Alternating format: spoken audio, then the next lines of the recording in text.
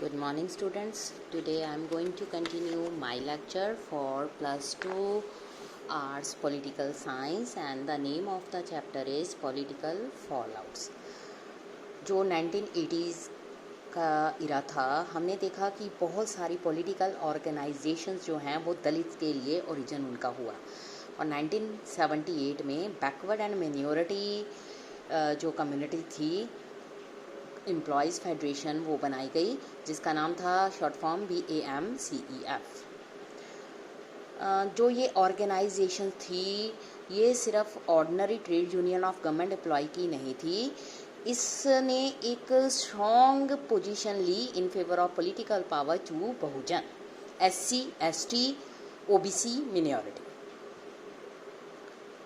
It was out of this that subsequent Dalit socialist Samaj Sangharsh Samiti, later उसका नाम पड़ा बहुजन समाज पार्टी BSP, वो इमर्ज हुई under the leadership of Kanshiram. BSP ने एक स्मॉल पार्टी को स्टार्ट किया, supported largely by Dalit voters Punjab, Haryana and Uttar Pradesh. But 1989 and 1991 elections में इसने अचीव किया एक break through in Uttar Pradesh. This was the first time in independent India that a political party supported mainly by Dalit voters had achieved this kind of political success. In fact, Bahujan Samaj Party under Kanshiram's leadership was envisaged as an organization based on pragmatic politics. इसने confidence gain किया from the fact that बहुजन्स जो हैं SC, ST, OBC religious minorities,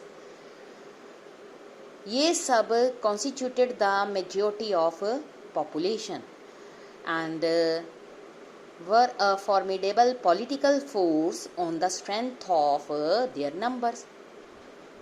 जो BSP है वो emerge हुई as a major political player in the state and has been in government on more than one occasion. जो इसकी strongest support थी वो आई फ्रॉम दलित वोटर्स, बट इसने अपनी सपोर्ट को मतलब एक्सपैंड किया वेरियस अदर सोशल ग्रुप के साथ मिलकर। बहुत सारे पार्ट्स में दलित पॉलिटिक्स एंड OBC पॉलिटिक्स जो है इंडिपेंडेंटली डेवलप हो गई और often in competition with each other. Kanshiram कौन थे? 1934 से लेके 2006 तक कांशीराम जी का लीडरशिप में proponent of Bahujan empowerment and founder of Bahujan Samaj Party BSP, left जो central government job for social and political work, वो फाउंडर थे BAMCEF DS4, finally BSP in 1984. Astute political strategist, he regarded political power as master key to attaining social equality, credited with Dalit resurgence in North Indian states. Communalism, secularism and democracy. Long term जो development थी इस period में हुई was the rise of politics जो base करती थी religious identity. उसने lead किया एक debate about secularism and democracy. जिस तरह से हमने 6 चैप्टर में ये पढ़ा था कि आफ्टरमैथ ऑफ द एमरजेंसी जो भारतीय जनसंघ है वो जनता पार्टी में इमर्ज हो गई। जब जनता पार्टी गिर गई और इसका ब्रेकअप हो गया तो सपोर्टर्स थे जनसंघ, उन्होंने भारतीय जनता पार्टी के साथ मिलकर 1980 में एक पार्टी बनाई। जो भारतीय जनता पार्टी थी उसने एक ब्रॉडर पॉलिटिकल प्लेटफॉर्म को रिफॉर्म किया, उसका नाम था जनसंघ। इसने एम्ब्रेस किया Gandhian socialism as its ideology, but इसको सक्सेस नहीं मिला इलेक्शंस में जो 1980 में हुई थी और 1984 में। 1986 में पार्टी ने हिंदू नेशनलिस्ट एलिमेंट और उसकी आइडियोलॉजी पर एम्फसाइज किया। बीजेपी जो थी उसने पॉलिटिक्स ऑफ हिंदुत्व अडॉप्ट किया और strategy of mobilising the Hindu, इस आइडियोलॉजी के अकॉर्डिंग उन्होंने चलना शुरू कर दिया। हिंदुत्व का लिटरली मीनिंग था हिंदूनेस, और इसको डिफाइंड किया था originator V D. Savarkar on the basis of Indian in his language also Hindu nationhood. अगर हम बेसिकली बात करें, इसका मतलब है member of Indian nation. Everyone must not only accept India as their fatherland पितृभू but also their holy land पुण्यभू। जो बिलीवर्स थे हिंदुत्व के, उन्होंने ये आर्ग्यू किया कि एक स्ट्रॉन्ग नेशन को बिल्ड किया जाता है on the basis of strong and United national culture. वो ये भी बिलीव करते थे कि इन इंडिया जो हिंदू कल्चर है वही सिर्फ एक ऐसा बेस प्रोवाइड करता है। टू डेवलपमेंट जो 1986 में हुई वो था सेंट्रल पार्ट ऑफ पॉलिटिक्स, जिसमें भारतीय जनता पार्टी एज आ हिंदुत्व पार्टी बनकर सामने आई।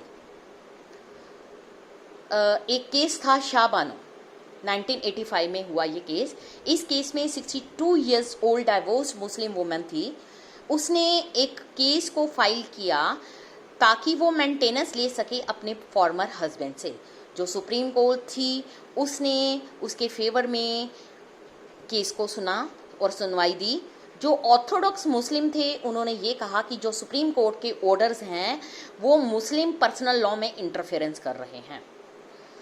इसलिए कुछ मुस्लिम लीडर्स ने डिमांड की, जिसके कारण गवर्नमेंट को Muslim women protection of rights on divorce act 1986 पास करना पड़ा, और जो सुप्रीम कोर्ट ने ऑर्डर दिया था वो नलिफाइड हो गया। इससे क्या हुआ, जो ये एक्शन थे गवर्नमेंट के उसको बहुत सारे वुमेन्स ऑर्गेनाइजेशन ने अपोज किया, बहुत सारे मुस्लिम ग्रुप मोस्टली इंटेलेक्चुअल ने। बीजेपी ने भी इसको क्रिटिसाइज किया कि ये जो एक्शन है कांग्रेस गवर्नमेंट का ये अननेसेसरी कंसेशन है और अपीजमेंट है ऑफ माइनॉरिटी कम्युनिटी के लिए। उसके बाद स्टार्ट हुआ Ayodhya dispute. Second development was था order by the Faizabad district court. ये ऑर्डर दिया गया इन फरवरी 1986 में।